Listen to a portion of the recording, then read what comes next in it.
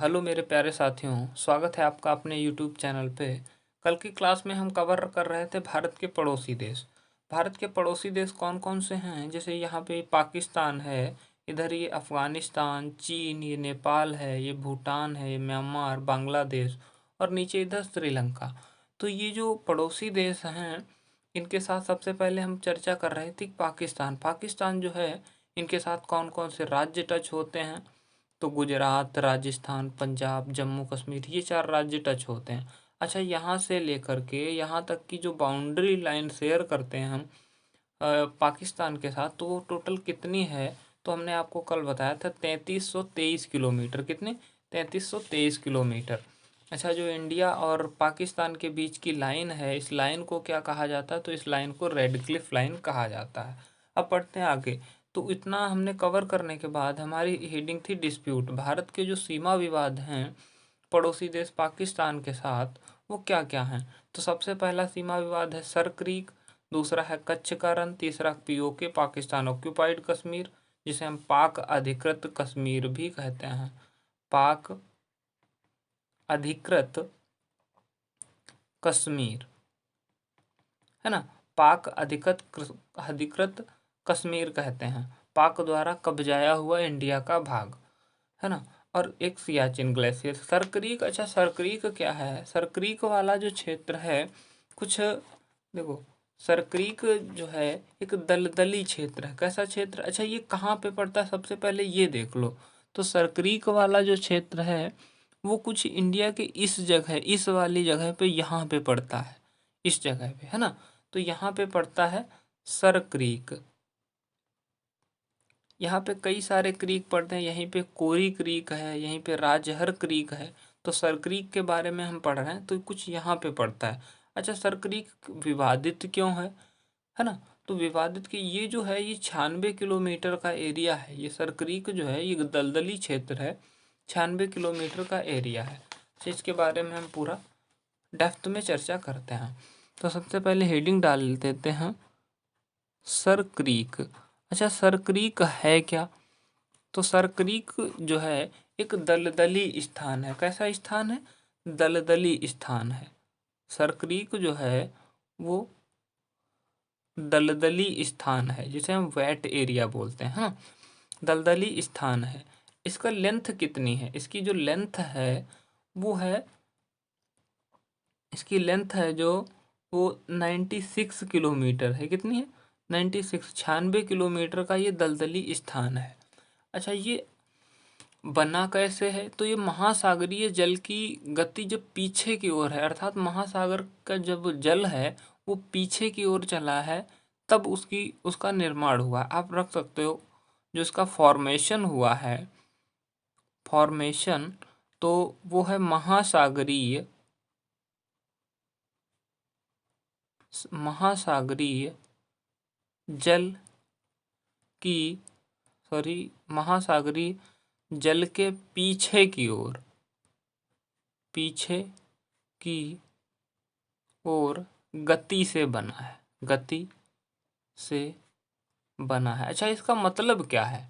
मतलब महासागर का जल जब पीछे की ओर बढ़ा है, जैसे यहाँ पे मैं आपको मैप दिखाता हूँ। जैसे ये वाला है, यहाँ पे आप सब भी लोग जानते हो ये अरेबियन सी है, इधर बे ऑफ बंगाल है, नीचे इंडियन ओशियन है। तो ये सागर है, महासागर है। तो यही जब पीछे की ओर बैकवर्ड मोशन किया हुआ है, तभी ये जो है इस सरक्रीक का निर्माण हुआ है। अच्छा, ये विवादित क्यों है? सबसे पहले यही तो बात है, विवादित क्यों है? तो इस जगह पे जो है फिश, इस जगह पे जो है फिश और पेट्रोलियम और नमक, यानी कि आप लिख सकते हो फिश, पेट्रोलियम,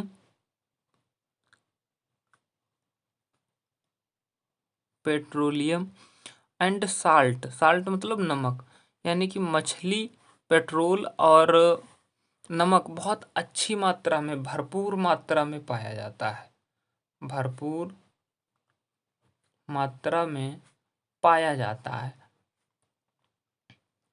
पाया जाता है। 1947 में जब इंडिया और पाकिस्तान का बंटवारा हुआ था, तभी से वो पाकिस्तान इसको कब्जे करने में लगा हुआ। अच्छा, ये है कहाँ पे? देखो, मैं एग्जैक्ट लोकेशन आपको बताऊं तो ये वाला जो भाग है वो मान के चलो यहाँ पे है सर क्रीक। ये वाला भाग मैं बना लेता हूँ।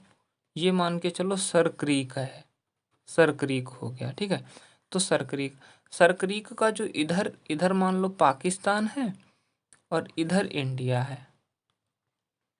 इंडिया का जो एक जगह पड़ती है इसके नज़दीक, वो पड़ती है सर क्रीक के नज़दीक, उसे हम बोलते हैं कच्छ, जिसे आप सुनते होंगे कच्छ का रण। तो ये कच्छ पड़ता है। और इधर पड़ता है पाकिस्तान की ओर से सिंध।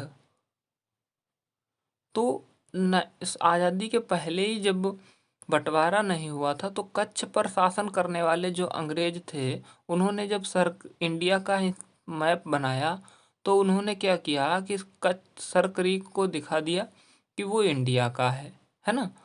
और उसके बाद जब जो सिंध पर शासन करने वाले अंग्रेज थे, उन्होंने कहा कि ये जो सर क्रीक वाला इलाका है वो पाकिस्तान का है।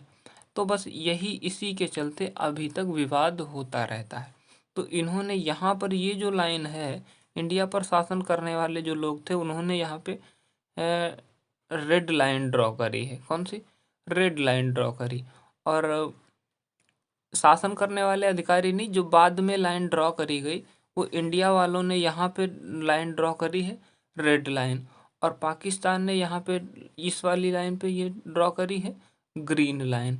तो वो इसी के बारे में सब ये विवाद चलता रहता। तो सर क्रीक वाला आपको समझ में आ गया विवादित क्यों है। अच्छा, सर क्रीक क्या है?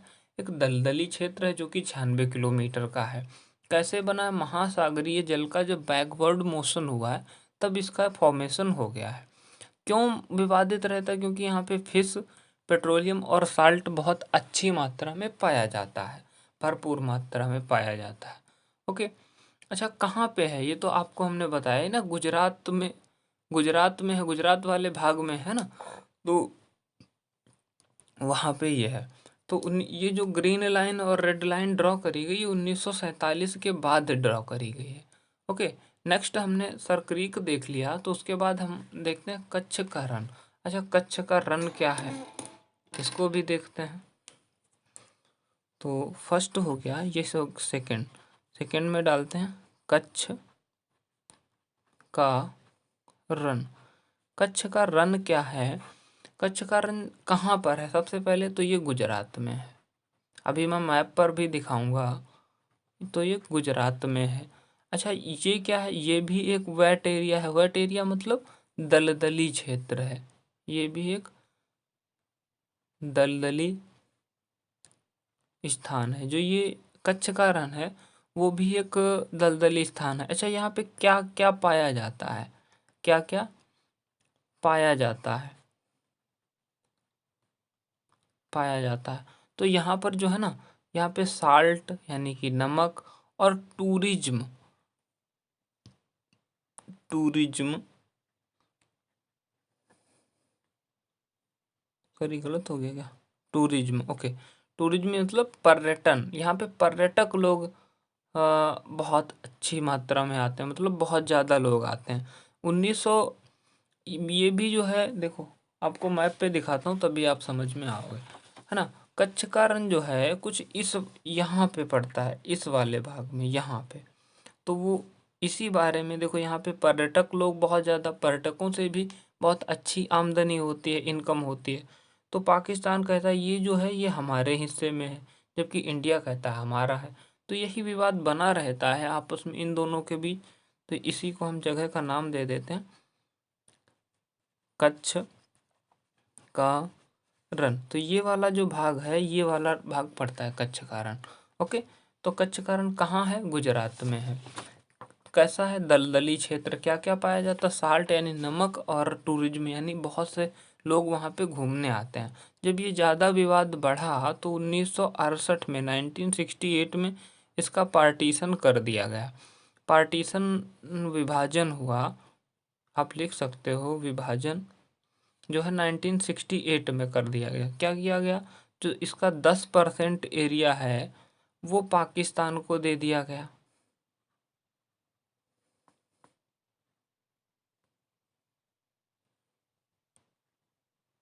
वो पाकिस्तान को दे दिया गया, और जो इसका 90% एरिया है वो अब इंडिया के पास है। तो अब इसके बारे में कुछ ज़्यादा विवाद नहीं है। ओके, तो कच्छ का रण भी आप समझ गए होंगे। 90% एरिया है वो आज भी इंडिया के पास है, इंडिया के पास है। देखो, नोट्स बनाने के लिए मैं ऐसी कोशिश करता हूँ ताकि आपको प्रॉब्लम ना हो। तो आपने समझा पाकिस्तान के साथ हमारे कौन कौन से विवाद हैं। सरक्रीक है, सरक्रीक क्या है, वो भी दलदली क्षेत्र है, और कच्छ का रण वो भी दलदली क्षेत्र है। तो कच्छ का रण क्या है, वहाँ पे क्या क्या पाया जाता है, नमक और टूरिज्म, मतलब बहुत से लोग वहाँ पे घूमने आते हैं, आप वो भी सी बात आप जानते हो, जहाँ लोग घूमने जाते हैं वहाँ बहुत अच्छी आमदनी हो जाती है। एक एक दिन में लोग लाखों रुपए उड़ा के चले आते हैं। जब यही विवाद ज़्यादा बढ़ा तो 90% एरिया इंडिया के पास और 10% उसको दे दिया गया, जबकि ये था पूरा इंडिया का। तो 2 विवाद हमने कंप्लीट कर लिए, सर क्रीक और कच्छ का रण। अब आ जाते हैं पीओके। ये क्या है, पाकिस्तान ऑक्यूपाइड कश्मीर। अच्छा, जो पाकिस्तान ऑक्यूपाइड कश्मीर के बारे में बात कर रहा है उसको अब चर्चा करते हैं डेप्थ में। तो नेक्स्ट डिस्प्यूट हेडिंग डालते हैं पीओके। पीओके यानी कि पाकिस्तान ऑक्यूपाइड कश्मीर, यानी कि पाकिस्तान ऑक्यूपाइड कश्मीर, इसको आप लिख सकते हो ओल्ड जम्मू कश्मीर का। जम्मू कश्मीर का वो भाग, ओल्ड अब तो लद्दाख हो गया ना, जम्मू कश्मीर, ओल्ड जम्मू कश्मीर का वो भाग जो पाकिस्तान ने 1947 में कब्जा कर लिया था, यानी अधिकार कर लिया था। आप लिख सकते हो इसकी डेफिनेशन, 1947 1947 में पाकिस्तान द्वारा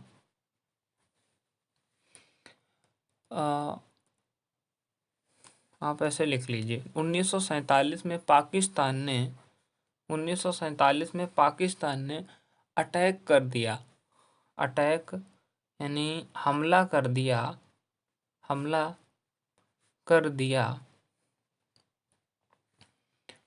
और वहाँ पर अधिकार कर लिया।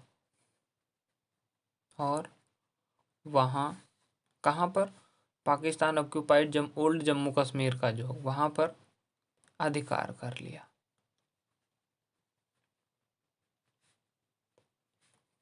लिया।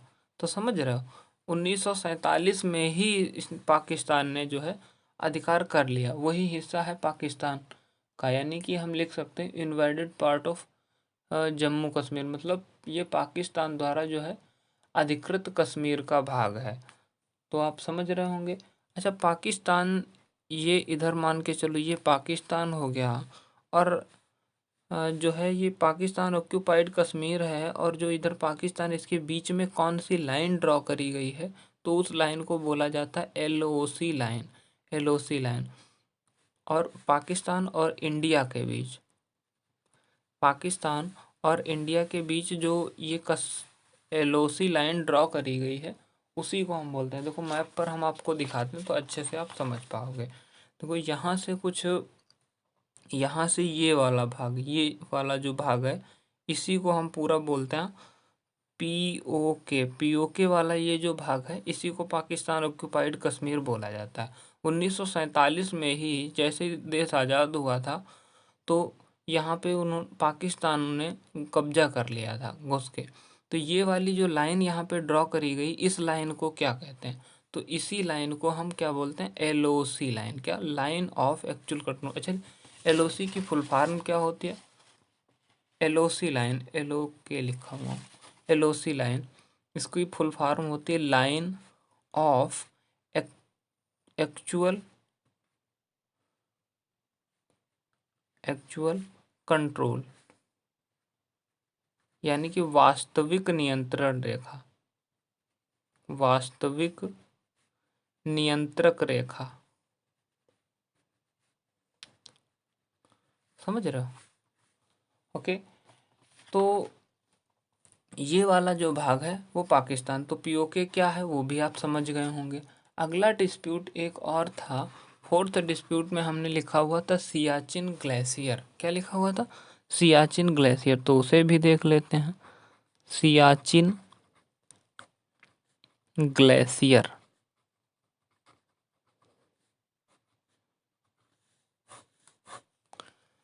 तो सियाचिन ग्लेशियर क्या है?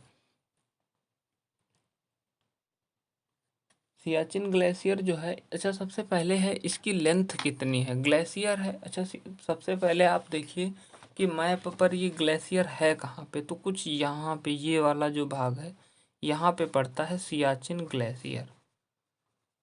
सियाचिन। अब जो ग्लेशियर क्या होता है? बर्फ का बड़ा सा भाग है ना। ग्लेशियर मैं आपको मैप के जरिए बताने को कोशिश कर रहा हूँ ताकि बहुत अच्छे से समझ में आ जाए। ये वाला जो यहाँ पे कुछ भाग है इसी को हम बोलते हैं सियाचिन ग्लेशियर। अच्छा इसकी लेंथ कितनी है? ये यहाँ से यहाँ तक है।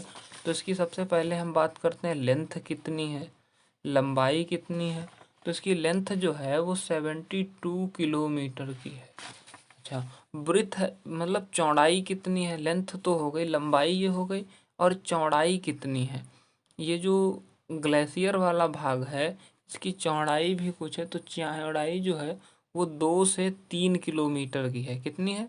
203 किलोमीटर की इसकी चौड़ाई है। और ये जो सियाचिन ग्लेशियर वाला भाग है ना, इसकी हाइट भी है। हाइट बहुत ज़्यादा है ग्लेशियर वाले भाग पे, हाइट बहुत ज़्यादा है। तो इसकी ऊंचाई भी है। हाइट कितनी है? तो वो है आपकी 5700 mt लिख देता हूँ, यानी METER मीटर। 5700 मीटर है। तो ये चीज़ें आप बहुत ज़्यादा ध्यान रखोगे। आपसे पूछता है सियाचिन ग्लेशियर की लंबाई कितनी है, तो 72 किलोमीटर, चौड़ाई 2 से 3 किलोमीटर है। एक लंबा सा भाग ऐसे फैला हुआ है। तो उसकी हाइट कितनी, ऊंचाई ज़्यादा है वहाँ पे। ऊंचाई जब वहाँ पे हमारे सैनिक जब ड्यूटी देते हैं तो वहाँ पे हाइट ज़्यादा। अब आप ऑब्वियस सी बात है 57 मीटर की ऊंचाई, 5700 की ऊंचाई जो होती है काफ़ी ऊंचाई हो जाती है अर्थ के अकॉर्डिंग, है ना। तो वहाँ पे ऑक्सीजन की कमी, ऐसा माना जाता है वहाँ पे 15% तक ऑक्सीजन की कमी हो जाती है। 15% तक ऑक्सीजन की कमी हो जाती है वहाँ पे। जो जो हमारे जो सैनिक जो वहाँ पे ड्यूटी देते हैं वहाँ पे उनको ऑक्सीजन की बहुत ज़्यादा कमी हो जाती है। ओके, आगे हम बात करें, यहीं पे एक और बात कर लेते हैं। एक चीज़ यहाँ पे बात करते हैं इंडस रिवर। देखो एक तो हमारी हो जाती है इंडस रिवर। आप बोलोगे ये इंडस रिवर यहाँ पे कहाँ से आ गई एकदम? Indus river. और यहाँ पे ये हो जाती इंडस की जो सहायक नदी है, इंडस रिवर की जो सहायक नदी है, इसे लिख लो सहायक नदी। इंडस नदी की जो सहायक नदी है वो है श्योक नदी। ओके, अच्छा श्योक की जो सहायक नदी है वो है नुब्रा नदी। अच्छा हम ऐसा क्यों लिखा रहे हैं? अच्छा इंडस नदी को आप जानते हो, जिन इंडस को हम सिंधु कहते हैं, है ना, सिंधु नदी। इंडस की सिंधु नदी की सहायक नदी है वो है श्योक नदी, और श्योक की सहायक नदी है वो है नुब्रा नदी। अब ये क्या बवाल है, इसकी सहायक नदियां यहाँ पे पढ़ाई जाती। तो जो नुब्रा नदी है, जो नुब्रा नदी है वो सियाचिन ग्लेशियर से निकलती है। तो ये आपको याद रखना, यानी जो सिंधु की सहायक नदी वो श्योक, और श्योक की सहायक नदी जो नुब्रा नदी है, तो इसका ओरिजिन जो होता है वो सियाचिन ग्लेशियर से होती है। तो नुब्रा आपसे क्वेश्चन में सीधा बोल देता है कि नुब्रा नदी कहाँ से निकलती है। नुब्रा नदी जो है वो सियाचिन ग्लेशियर से निकलती है। कहाँ से निकलती है? सियाचिन ग्लेशियर से निकलती है। ओके, तो नुब्रा नदी जो है वो सियाचिन ग्लेशियर से निकलती है। सियाचिन ग्लेशियर काराकोरम रेंज का भाग है। अब रेंज क्या होता है, देखो इसको जो श्रेणी है वो हम बाद में पढ़ेंगे। कुछ यहाँ से यहाँ तक की ऐसे एक श्रेणी फैली हुई है, कुछ यहाँ ऐसे यहाँ से रेंज होती है। रेंज क्या होता है? पहाड़ियों का एक समूह जिसे हम बोलते हैं, उसी को हम रेंज कहते हैं। तो ये जो सियाचिन ग्लेशियर है वो काराकोरम रेंज का हिस्सा है। ये श्रेणी पड़ती है यहाँ पे कुछ ऐसे, आप बना लेना काराकोरम। आपको सभी श्रेणियाँ भी पढ़ाऊंगा आगे, आगे इसकी डेप्थ में चर्चा करेंगे। काराकोरम श्रेणी, आप इतना समझ लो। अच्छा, श्रेणी क्या होती है? एक पहाड़ियों का समूह, उसी को हम श्रेणी कहते हैं। तो काराकोरम श्रेणी का ही ये जो सियाचिन ग्लेशियर है वो भाग है। ओके, तो सियाचिन ग्लेशियर जो है वो काराकोरम रेंज का ही भाग है। इसके बिल्कुल बीच वाले भाग में दूसरी रेंज पड़ती है जिसको हम बोलते हैं साल्टोरो रेंज, इसके बिल्कुल बीच वाले भाग में। तो वो फिर हम बाद में पढ़ते हैं। चलो बता ही देता हूँ। यहाँ पे कुछ साल्टोरो रेंज पड़ती है, इसको सियाचिन ग्लेशियर जो है, ये है आपका सियाचिन ग्लेशियर, ठीक है। सियाचिन ग्लेशियर के बिल्कुल बीच वाले भाग में पड़ता है। यहाँ पे आपकी पड़ जाती है साल्टोरो रेंज, साल्टोरो रेंज या साल्टोरो श्रेणी। साल्टोरो श्रेणी जो है, देखो यहाँ हमने अभी आपको बताया साल्टोरो रेंज। साल्टोरो रेंज क्या है? साल्टोरो रेंज के जो ईस्ट वाला भाग है, ये ईस्ट का भाग है। और ऊपर जैसे ये है पूरी आपकी साल्टोरो रेंज, तो श्रेणी, इस ऊपर का ये भाग हो जाता है नॉर्थ और नीचे का भाग हो जाता है आपका साउथ। तो जो साल्टोरो रेंज का नॉर्थ, ईस्ट और साउथ, ये तीन जो भाग हैं, इस पर तो इंडिया का अधिकार है। आप लिख सकते हो north comma east comma south, इस पर जो है ये तीन भाग हैं, तीन भाग पर इंडिया का अधिकार है, का अधिकार है। इन रेंज पर इंडिया का अधिकार है। जबकि वेस्ट वाला भाग, ये वाला इधर का जो भाग है, इस पर जो है पाकिस्तान का अधिकार है। जबकि वेस्ट वाले भाग पर आप लिख लीजिए यहीं पे, वेस्ट वाले भाग पर, वेस्ट भाग पर पाक का अधिकार है, पाकिस्तान का अधिकार है। ठीक है, तो इतना आपको याद रहेगा। अच्छा, एक और भी हुआ था कि 1984 में जो है, अब ये रेंज है, ये है इंडिया की, लेकिन 1984 में पाकिस्तान ने कांड कर दिया। क्या कांड कर दिया? जो जापान के कुछ लोग थे पर्वतारोही, स्केटिंग वगैरह जो करते हैं, अब एक भाग ये उसके पाकिस्तान के पास था। यहाँ से उन्होंने, पाकिस्तान वालों ने उनको स्केटिंग वगैरह या घूमने फिरने की लिए इनको परमिशन दे दी। तो जब परमिशन दे दी तो वहीं पे एक इंडिया ने ऑपरेशन चलाया था। क्या ऑपरेशन चलाया था? ऑपरेशन मेघदूत, इसी साल्टोरो रेंज को बचाने के लिए। तो आपसे पूछता है ऑपरेशन मेघदूत किससे संबंधित है? तो वो साल्टोरो रेंज से संबंधित। आप लिख सकते हो टाइमलाइन इसकी।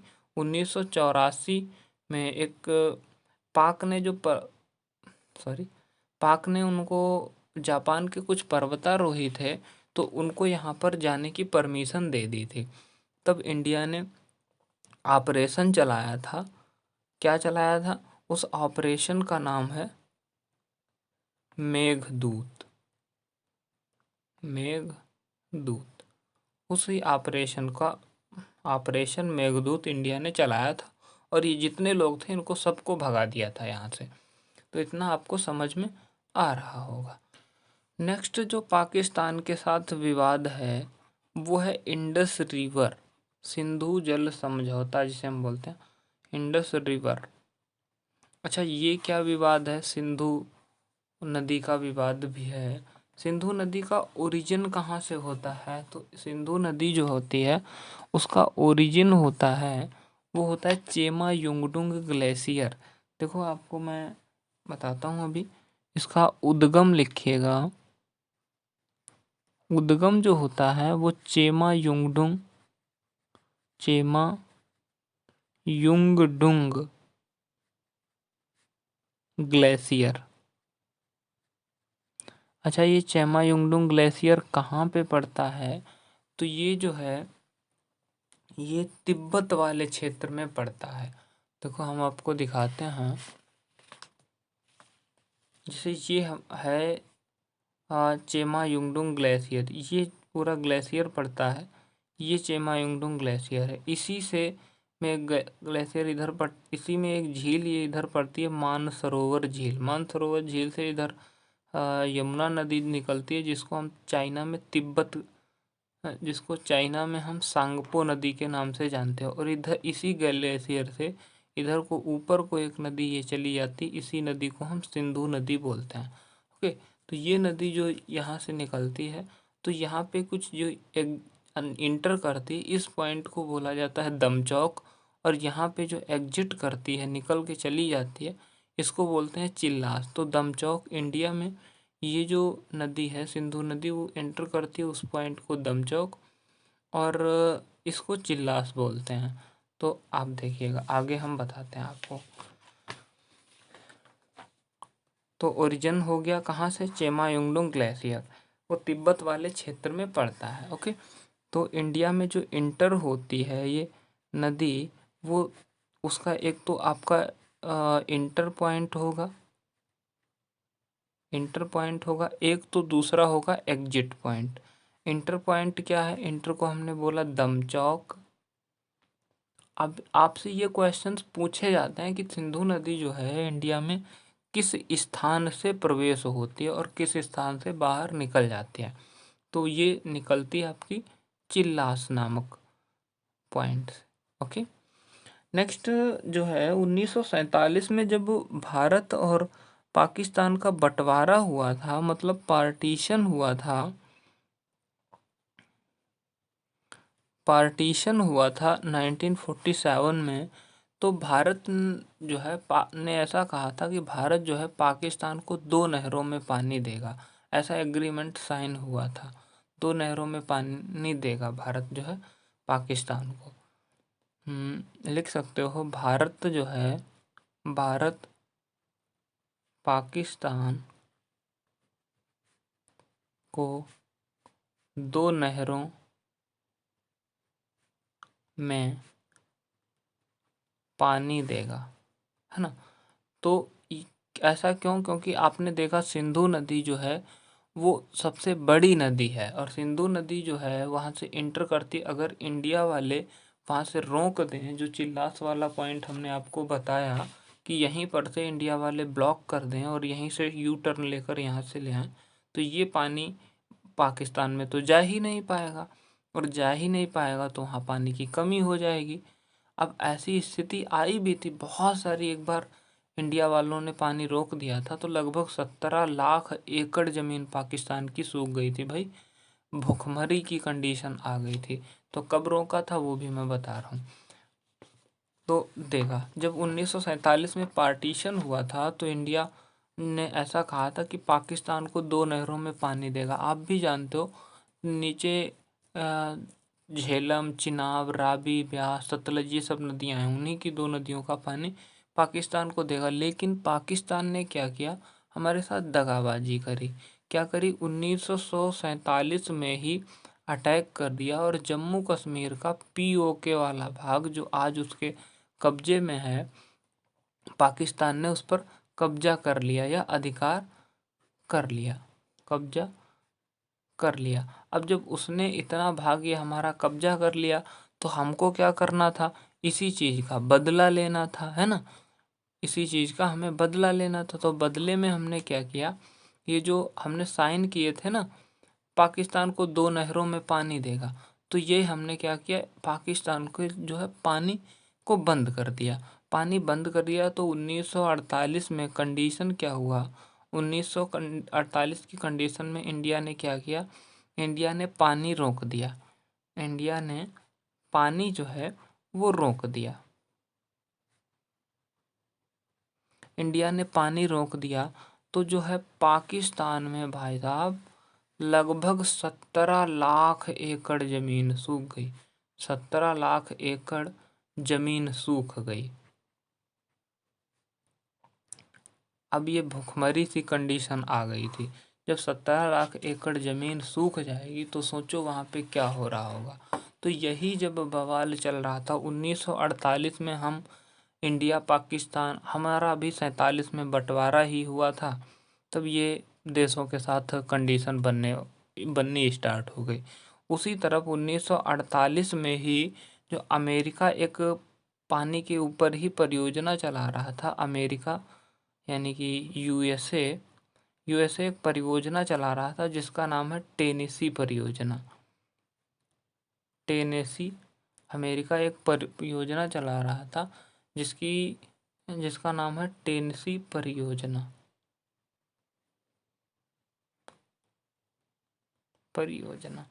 अमेरिका जो है टेनेसी परियोजना का उसने शुरुआत किया था। उसको शुरुआत करने वाला जो अधिकारी था, इस परियोजना का शुरुआत करने वाला जो अधिकारी था, उसका नाम था क्या नाम है, उसका नाम था लिनलिथगो। क्या नाम था? लिनलिथगो। अब 1947 में उसको इंडिया, देखो जहाँ पर यूएसए अमेरिका उस टाइम अपना विकास कर रहा था, अपना डेवलपमेंट कर रहा था, उसी समय इंडिया इन सब समस्याओं से जूझ रहा था। ये देखो इधर कंडीशन विवाद का स्थिति बना हुआ है भाई साहब, युद्ध की स्थिति बन गई थी क्योंकि 17 लाख एकड़ पाक वहाँ की ज़मीन सूख गई, और अभी 47 में बंटवारे हुआ, 48 में 17 लाख एकड़ सूख गई। तो इससे बहुत बड़ी भयानक स्थिति बन गई थी, बगावत की स्थिति। अब वही देख रहे हो 1948 में जहाँ यूएसए अपना डेवलपमेंट कर रहा था, वहीं इंडिया जो है इन सब समस्याओं से जूझ रहा था। तो जो लिनलिथ वो डेवलपमेंट के लिए जो ये अधिकारी था, टेनेसी परियोजना शुरुआत करने वाला, इस अधिकारी को इंडिया बुलाया गया। इंडिया जब बुलाया गया तो उसने बुलाया गया, बोला ये जो हमारे यहाँ पर विवाद की कंडीशन चल रही है, जो यहाँ पे हमारे यहाँ प्रॉब्लम चल रही है, उसको सुलझाओ प्लीज़। तो इन्होंने अपनी रिपोर्ट दी। इन्होंने अपनी जो है रिपोर्ट 1960 में दी। क्या दी रिपोर्ट? रिपोर्ट दी रिवर पार्टीशन का, जो रिवर हैं उनका पार्टीशन होना चाहिए, यानी कि विभाजन होना चाहिए। इनका रिवर पार्टीशन होना जरूरी है, इसलिए लिथगो ने कहा। बोले कैसे होना? कब? 1960 में हुआ सिंधु जल समझौता। सिंधु जल समझौता 1960 में सिंधु जल समझौता हुआ। तो इसको अच्छा कंडक्ट करने वाला कौन था? जो सिंधु जल समझौता हुआ, इसको कंडक्ट करने वाला जो था वो वर्ल्ड बैंक था। कौन था? आप यहाँ पे लिख लीजिए, कंडक्ट कराने वाला वो था world bank. Okay, world bank conduct कराने वाला था। अच्छा, इनमें दोनों में बंटवारा क्या हुआ सिंधु जल समझौता में? जो इस ऊपर की 3 नदियां हैं, ऊपर की जो 3 नदियां हैं, कौन कौन सी? इंडस, दूसरी झेलम, तीसरी चेनाब।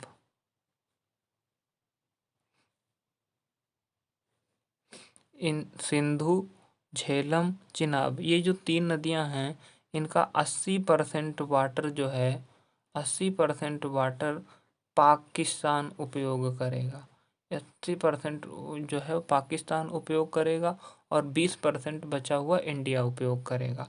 और जो नीचे की 3 नदियां हैं, राबी, ब्यास, ब्यास को ऐसे ही लिखा जाए, ब्यास और सतलुज,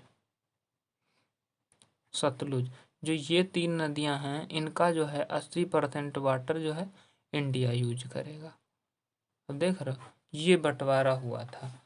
तो यहाँ पे आपको समझ में आ गया क्या हुआ था? जो सिंधु जल समझौता है वो क्या था?